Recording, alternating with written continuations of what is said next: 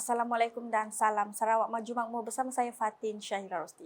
Tumpuan Utama Speaker Dewan Undangan Negeri DUN Sarawak Tan Sri Dato' Amar Muhammad Asfia Awang Nasar mengangkat sumpah pelantikan sebagai Tuan Yang Terutama TYT pemangku yang di-Pertuan Negeri Sarawak pada Khamis.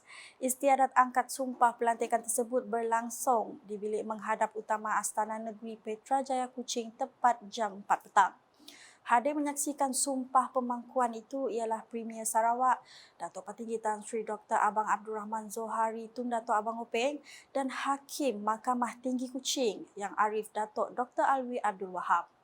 Saya Muhammad Asfia bin Awang Nasar setelah dilantik sebagai pemangku yang di-Pertuan Negeri bagi negeri Sarawak adalah dengan sesungguhnya mengangkat sumpah bahawa saya akan menunaikan kewajipan-kewajipan saya sebagai demikian dengan jujur dan dengan segala daya upaya saya, bahawa saya akan menumpahkan taat setia yang sejati kepada negeri Sarawak dan kepada Persekutuan Malaysia, dan bahawa saya akan memelihara, melindungi dan mempertahankan Perlembagaan Negeri Sarawak dan Perlembagaan Persekutuan.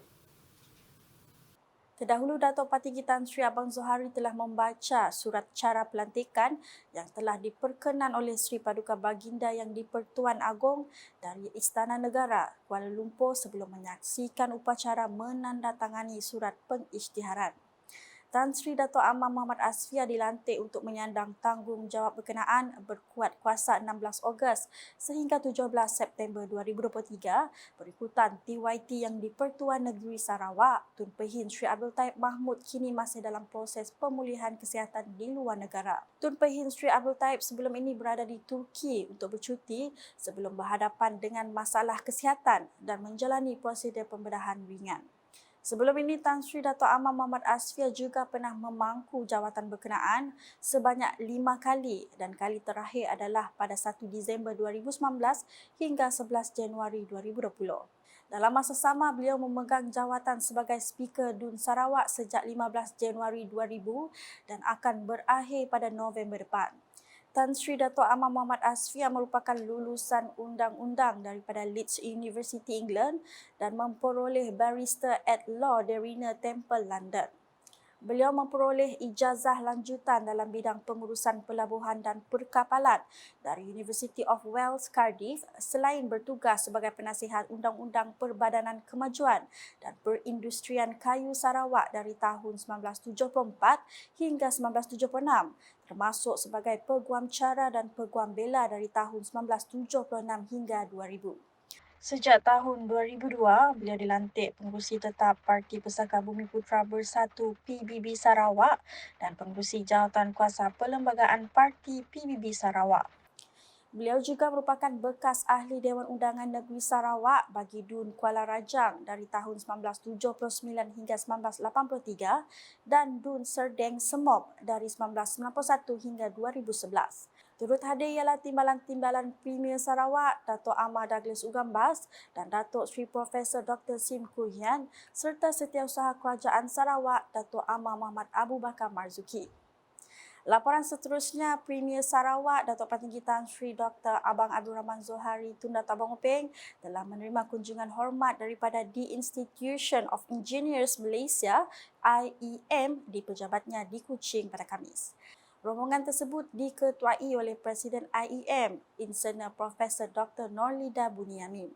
Kunjungan tersebut antara lain untuk membincangkan strategi pelaksanaan program untuk membendung kenaikan aras laut SLR di Sarawak. Menurut Engineer Profesor Dr. Norlida, Sarawak dilihat maju ke depan untuk mengurangkan masalah SLR dengan menyumbangkan dana bagi melindungi kawasan pinggir pantai.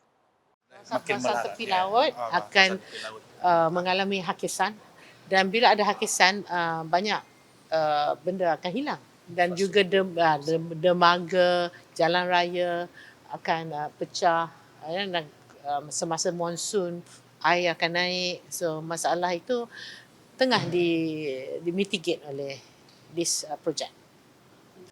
Beliau berkata demikian ketika ditemui media selepas kunjungan hormat tersebut.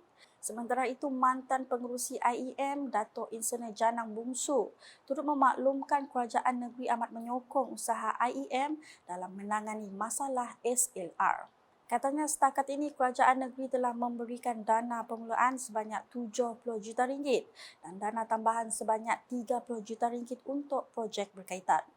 Dalam pada itu, pihak IEM memaklumkan keadaan terkini kawasan pesisir pantai di Sarawak sudah menampakkan kesan positif setelah inisiatif ini dilaksanakan sejak 5 tahun lepas. Selain itu, tambah Dato' Insinyur Janang, jurutera-jurutera Sarawak turut mendapat sokongan penuh daripada kerajaan untuk meneruskan kajian mereka mengenai langkah-langkah untuk menjaga kawasan pesisir pantai Sarawak daripada terjadinya hakisan akibat kenaikan paras air laut. Sementara itu, Dewan Undangan Negeri Dun Sarawak telah meluluskan Ordinan Warisan Sarawak yang baharu pada 2019 sebagai usaha melindungi dan mempertahankan warisan budaya negeri ini. Premier Sarawak Dato' Patinggi Tan Sri Abang Zohari berkata kelulusan ordinan baru itu kerana terdapat keperluan untuk undang-undang warisan yang lebih baik dan sistem yang boleh dilaksanakan untuk menangani skop warisan yang lebih luas berhubung dengan pelindungan, pemeliharaan dan pemeliharaan kekayaan warisan negeri. Katanya ordinan baru yang menggantikan Ordinan Warisan Budaya Sarawak 1993 sebelum ini telah diwartakan pada 13 Disember 2019 dan akhirnya berkuat kuasa pada 1 Mac 2022. The Sarawak State Legislative Assembly approved a new heritage ordinance in October 2019, as there is a need for a better heritage law and workable system to address a broader scope of heritage in relation to the protection, conservation and preservation of the state's rich heritage.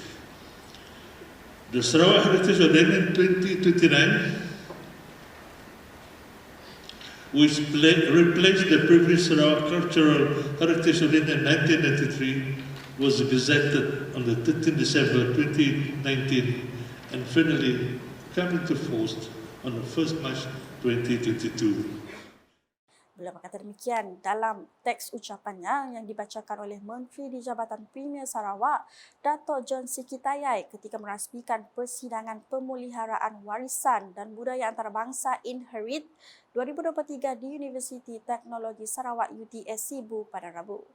Premier Sarawak menambah terdapat satu lagi inisiatif untuk memastikan pemeliharaan warisan iaitu pemetaan zon dan denai warisan. Ujarnya di Kuching saja terdapat beberapa denai warisan di sekitar mercutanda bandar yang paling penting di kedua-dua belah sungai seperti kampung atau kampung yang tenang, Astana, Dewan Undangan Negeri di tebing utara, Menara Bulat, Memorial Brook dan Old Court House di tebing selatan. Another initiative to ensure the preservation of our heritage and legacy is the mapping of heritage zones and trails. In Kuching alone, we have several heritage trails that will take you around the city's most significant landmark on both sides of the river, such as surrounding kampongs and villages, the Astana and the Dewan Undangan Negeri on the north bank, and the Aram Tower, the Brook Memorial and Old Court House on the south bank. In addition to helping us promote sustainability tourism, highlights our diverse heritage sites and ensure preservation of cultural treasures, this will also drive the state's economic growth. Kira-kira 300 peserta tempatan dan luar negara mengambil bahagian dalam persidangan 2 hari anjuran UTS itu. Manakala pejabat daerah kecil Padawan menjadi yang pertama di Sarawak menerbitkan buku modul panduan pentadbiran Ketua Masyarakat Ketua Kaum KMKK. Timbalan Menteri Pengangkutan Sarawak Datuk Dr. Jerip Suser berkata buku tersebut dapat dijadikan panduan kepada KMKK dalam melaksanakan tadbir urus kampung masing-masing dengan lebih baik serta efektif bagi melaksanakan apa jua aktiviti pengurusan kewangan tabir urus yang betul dan sebagainya. Beliau berkata demikian semasa berucap dalam majlis penyampaian buku panduan tersebut di Padawan pada Selasa. Buku tersebut mengandungi 6 bahagian penting yang akan dijadikan panduan kepada KMKK khususnya di daerah kecil Padawan yang bertujuan memberi pengetahuan terhadap keperluan perkhidmatan KMKK dan Jawatan Kuasa Kemajuan dan Keselamatan Kampung JKKK dalam mengurus pentadbiran. Dalam perkembangan lain, jalinan kerjasama antara Kalimantan Indonesia bersama Sarawak, Sabah dan Brunei Darussalam akan membawa limpahan manfaat kepada seluruh warga di Kepulauan Borneo. Malah dengan pemindahan ibu kota Indonesia ke Kalimantan Timur, kawasan Borneo dijangka menarik lebih banyak potensi pembangunan dan ini membolehkan kepulauan tersebut menjadi kuasa besar baru dalam aspek politik, ekonomi serta sosial. Konsul Jenderal Republik Indonesia di Kuching, Raden Sigit Wijaksono berkata, hal ini dapat dimanfaatkan dengan meningkatkan kerjasama dari segi mengurangkan jarak antara Indonesia dan Sarawak, sama ada dari laluan darat maupun ketersambungan penerbangan. Saat ini yang sudah terhubung antara Indonesia dengan Sarawak melalui laluan udara adalah dengan Jakarta ya, Kuching dengan Jakarta ya. Kemudian kita juga berharap mudah-mudahan second semester ini bisa dibuka kembali ya Kuching Pontianak ya, itu yang sudah kita harapkan dari tahun lepas ya. Kita berharap karena itu semua akan memberikan manfaat bagi dua pihak ya, tidak hanya bagi Indonesia tapi juga bagi warga Sarawak.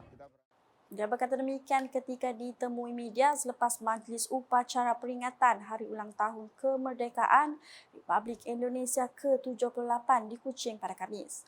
Mengulas lanjut, beliau berkata pada Januari 2024, seramai 16,000 penjawat awam dan beberapa kementerian dari Indonesia akan mula berpindah ke Nusantara.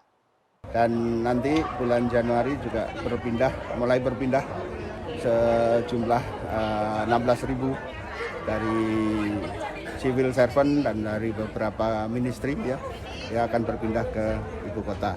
17 Agustus next year 2024 itu akan dilaksanakan upacara di ibu kota Nusantara dipimpin langsung oleh Presiden Jokowi tahun depan. Kedekatan hubungan kerjasama tentu dengan adanya ibu kota Nusantara itu akan makin membuat potensi kerjasama ke depan makin besar ya.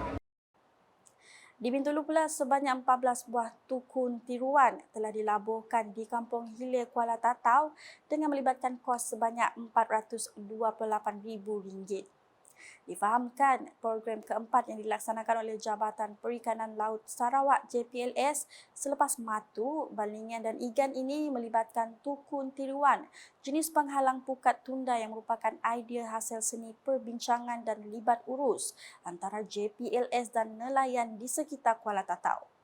Menurut Timbalan Ketua Pengarah Pembangunan Jabatan Perikanan Malaysia, Bohari Leng, tukun tiruan dilabuh di perairan tempatan bagi meningkatkan sumber perikanan serta berfungsi untuk menghalang pencerobohan nelayan luar yang menggunakan pukat tunda di kawasan pantai. Ia akan dapat menampakkan hasil perikanan di kawasan tersebut. Tetapi itu juga ada tujuan terminal tujuannya untuk perikanan rekreasi dan ini akan menambahkan aktiviti perikanan agrotourism di kawasan-kawasan yang tertentu di mana dengan adanya aktiviti agrotourism juga boleh menambah pendapatan kepada rakyat khususnya kawasan kita dan juga pesawat secara khususnya, dan ini akan mengambil pelancong-pelancong dari luar Sarawak untuk datang ke Sarawak untuk aktiviti perikanan rekreasi. Beliau berkata demikian semasa majlis perasmian program melabuh tukun tiruan tersebut pada Rabu. Dalam pada itu, beliau turut memaklumkan bahawa Sarawak merupakan negeri yang mendapat peruntukan paling tinggi untuk membina tukun dengan peruntukan sebanyak RM5 juta bagi pembinaan 148 tukun tiruan yang melibatkan 8 tapak melabuh di seluruh negeri ini. Justru Buhari berharap agar usaha JPLS ini akan memberi manfaat kepada seluruh nelayan tempatan, AMNYA dan JPLS Bintulu khususnya di kawasan Kuala Tatau.